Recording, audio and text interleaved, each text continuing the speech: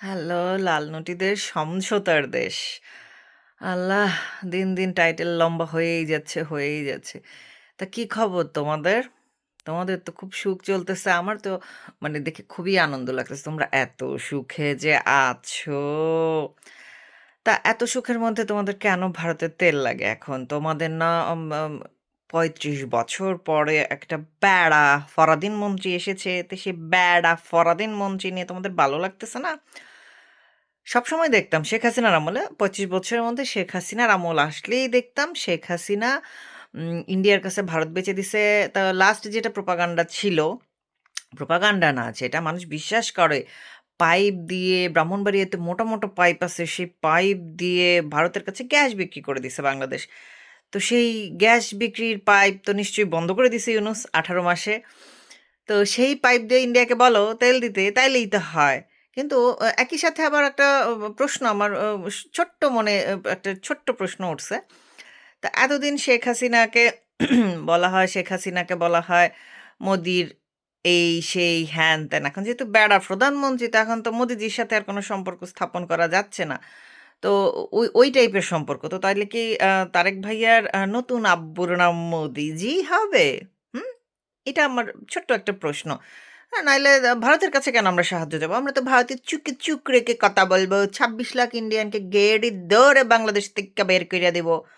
আমাদের তো অনেক হ্যাডাম। জানো না তোমরা?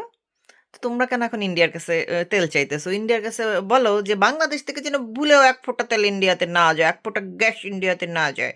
কারণ শেখ হাসিনা তো সব বেইচ্চা ফালাইছে। শেখ হাসিনা ইন্ডিয়ার কাছে দেশ বেইচ্চা ফালাইছে। তো এখন ইন্ডিয়ার কাছ থেকে আনো কি জন্য? যাও তোমার আব্বুদের দেশ থেকে আনো। সরি। আব্বুদের দেশ থেকে আনা গ্যাস তো এখন ৳৪১৩ করে দাম বাড়ানো হচ্ছে এলপি গ্যাসে। কেউ কি জিনিস যেটা ভালো দাম তার একটু বেশি। এটা বলেছে আমাদের টাকলা আবুল হায়াত যে সারা জীবন আওয়ামী লীগের না করেও আওয়ামী লীগ ট্যাগ খাইছে এবং সব সুবিধা নিছে কিন্তু সে আসলে বিএমপি। তো যাই হোক আবুল হায়াতের কথা না বলি।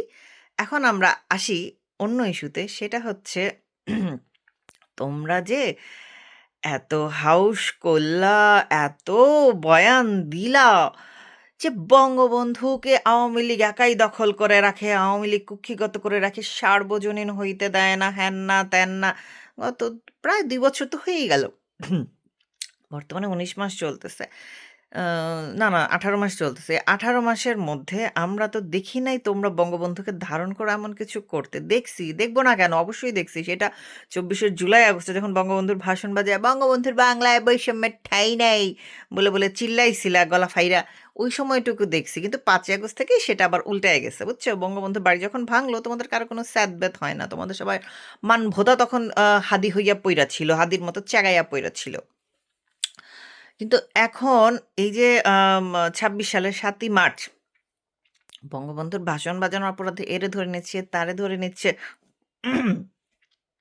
এরে তুলে নিচ্ছে, একেই করতেছে, তাকে ওই করতেছে। মানুষজন আ লুকায়া চুরায়া বাজাচ্ছে। জিনিসটা দেখতে খুবই ভালো লাগতেছে।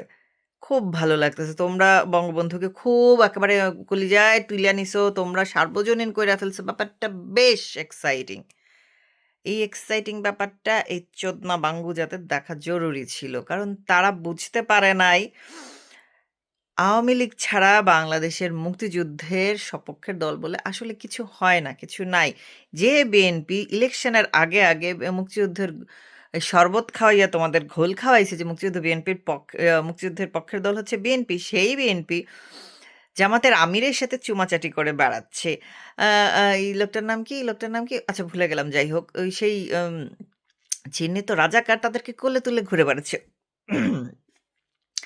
এবং মজার ব্যাপার হচ্ছে আ যেহেতু ১৯৭০ সালে আওয়ামী লীগ ইলেকশনে জিতছিল, জিতে আ ব সরকার গঠন করতে চাইছিল, যে সরকার গঠন করতে না দেওয়ার ফলেই মুক্তিযুদ্ধের সূত্রপাত। তো সেই সময় নাকি আওয়ামী লীগ এবং বঙ্গবন্ধু বাংলাদেশের স্বাধীনতা চায় নাই, বাংলাদেশের জন্য কিছুই করে নাই। কিন্তু আবার আওয়ামী লীগ হচ্ছে আ বাংলাদেশকে নিজেদের সম্পত্তি ভাবে, মুক্তিযুদ্ধ তাদের সম্পত্তি ভাবে। এক্সাক্টলি। বাংলাদেশ আওয়ামী লীগের একার সম্পত্তি, মুক্তিযুদ্ধ আওয়ামী লীগের একার সম্পত্তি। এর বাইরে তো আর কোনো প্রমাণ আমরা পাইলাম না। গত ১৮ মাসে যে সময় তোমরা পাইছো, সেটা তোমরা দেখাইতে পারতেছো। তোমরা সমানভাবে আওয়ামী লীগকে ডিফিট করার মতো উপযুক্ত হইছো তোমরা যে বাংলাদেশ, মুক্তিযুদ্ধ এগুলোকে তোমরা ধারণ করো। তোমরা তো সেটা দেখাইতে পারো নাই। পারছো কি? উল্টা আওয়ামী লীগ এত বছর যে কথা বলছে সেগুলোই প্রুফ হয়ে গেছে। তোমরা সেটা ভাঙতে পারো নাই। আওয়ামী লীগ এদেশের মালিক। এক্সাক্টলি আওয়ামী লীগই এই দেশের মালিক। আর বাকিরা লুইট্টা-পুইট্টা খাইতে আসে। এই যে দেখো, তোমাদের জন্য এখন এলপি গ্যাসের দাম বেড়ে যাচ্ছে। আ আ জ্বালানির ডিজেলের জন্য ইন্ডিয়ার কাছে হাত পাততে হচ্ছে। আমাদের প্রিয় ছাব্বিশ ভাইয়ার পঞ্চগড়ের কৃষকরা ডিজেল না পেয়ে মাথায় হাত দিয়ে বসে আছে। কারণ বহু বছর পরে monga is coming back in North Bengal. তো মঙ্গার জন্য রেডি হও বাংলো চোদনা জাতি। হ্যাঁ, বলবা যারা আমরা মিডে আছি, দক্ষিণে আছি, আমাদের চিন্তা কিসের? ভাই উত্তরে যখন মঙ্গা হবে, ওই ধাক্কা কি তোমার গায়ে এসে লাগবে না? হ্যাঁ? ওইখানে যে ফসল ফলে, ওই ফসল তো তোমার ঘরেও আসে। সেটা দিয়ে তুমি খাও। সেটা যদি তোমার ঘরে না আসে তাহলে তো বুঝবা। নেক্সট এক্সাইটিং খবরটা হইল হাদি হত্যার বিচার চাই, হাদি হত্যার বিচার চাই বলে প্রতিবাদ করে চোদনাদের মুখে ঝামা ঘষে দিয়েছে ইন্ডিয়া। ইন্ডিয়া থেকে সো কল্ড মার্ডারার ফয়সাল আর একজনকে সেটাকে ধরা হয়েছে। এখন আমি যেটা নোটিস করলাম সারাদিন, ইভেন গতকালও ৮ই মার্চ সারাদিন ইনকিলাব মঞ্চ থেকে নানান পোস্ট করা হয়েছে, কিন্তু ফয়সাল ধরা খাওয়ার পরে ৬ ঘন্টা পার হয়ে যায়। ইনকিলাব মঞ্চ থেকে কোনো পোস্ট করা হয় না, কোনো আপডেট দেওয়া হয় না। কি একটা অদ্ভুত ব্যাপার! যারা এতদিন ফেনা তুলে ফেলছে, বিচার চাই, তাদের মুখে ২৪ ঘন্টা হয়ে যাচ্ছে, কোনো রাও নাই। এবং আমাদের প্রিয় জুমা আপু তার আইডি ডিলিট করে দিছে। ওহ মাই গড! ঝুমা আপু হাদি ভাইয়ার হত্যার বিচারের জন্য এত উচ্চকিত ছিল, এখন সে আইডিটাই ডিলিট করে দিছে। তার আইডিতে লগ ইন করা যাচ্ছে না, আচমকা। এরপর ওই যে আরেকজন যে আছে আমাদের দনকিলা মঞ্চের জাবেদ, জাবেদ সম্ভবত নাম, তার আইডিও পাওয়া যাচ্ছে না। হোয়াট এ কোইন্সিডেন্স না? এদিকে দেখেন সাদিক কায়েম, আমাদের প্রিয় সাদিক কায়েম, লুঙ্গির তলে গুপ্ত সাদিক কায়েম, সে সৌদি আরবে বসে একটা কুসুম নরম গরম স্ট্যাটাস দিয়েছে যে বিচার চাই, বিচার করতে হবে। অথচ এই সাদিক কায়েম ইন্ডিয়ান এম্বাসি ভাঙতে গেছিল। এখন মুখে কোনো আওয়াজ নাই। এই যে বিচার চাই বলে যে নাটকটা এরা গত ৩ মাস ধরে করলো, যে নাটক না, এটাকে আসলে এখন ওয়েব সিরিজ বলা দরকার। যে ওয়েব সিরিজটা ওরা দেখাইলো, সেই ওয়েব সিরিজের এখন তো লাস্ট এপিসোড চলে আসছে। হ্যাঁ? তো এই লাস্ট এপিসোড চলে আসার পর এখন এদের কারো মুখে কোনো রাও নাই। আমি খুবই অবাক হয়ে গেলাম। যারা এতদিন অনলাইনে গলা ফাড়ায় লাইছে, মনে করেন ভুসকি, বেশ্যা, খাঙ্কি যদি যেডি আছে, একটার আইডিতেও এটা লিয়ে কোনো হেলদোল নাই। তারা কি এখন আর বিচার চাচ্ছে না? হ্যাঁ? কেন বিচার চাচ্ছে না? তাদের বলা যে মার্ডারার, সেই মার্ডারারকেই তো ধরা হইছে। তারা যাকে বলছে মার্ডার করছে ওকেই ধরা হইছে। এখন কেন তোমাদের ভালো লাগতেছে না? এখন ইনফ্যাক্ট হাদির বোন পর্যন্ত বলতেছে যে আসল খুনি যেন আড়াল না হয়। তা আসল খুনি আবার কেডা? এতদিন কইছস ফয়সাল মারছে। এখন আবার আসল খুনি কইতে আসলো ভাই? এই কি নাটক নতুন? মানে মিথ্যা, মানে আসল কথা হইছে ওই যে অনন্ত জলিলের মতো। একটা মিথ্যা করলে আরেকটা মিথ্যা বললে আরো অনেকগুলো মিথ্যা আসলে বলতে হয়। তো এই একই মিথ্যার জাল বুনতে ওরা এমন অবস্থা করছে। এখন যখন মিথ্যার বেসাতির মানে ঢাকনা খুইলা গেছে, এরা আসলে তালগোল রাখতে পারতেছে না। কি বলবে না। এই হইছে এদের অ্যাকচুয়াল চরিত্র। যারা এতদিন এনসিপির গুয়া চেটেছো, তারা এখন মনে করো আ নিজেদের হ্যাঁ, অনেকে তো চিটেড ফিল করতেছে ৫ আগস্টের পর থেকে। কিন্তু যারা এরপরেও মনে করেন গন্ডারের তো ১ বছর লাগে কাতুকুতু খায় হাসি পাইতে। তো সেইরকম গন্ডারের চামড়া নিয়ে যারা দুনিয়াতে পয়দা হইছো বাঙ্গু জাতের মধ্যে, তাদের এই ১৮ মাস পরে এসে মনে হচ্ছে এনসিপি হয়তো জামাতের বি টিম।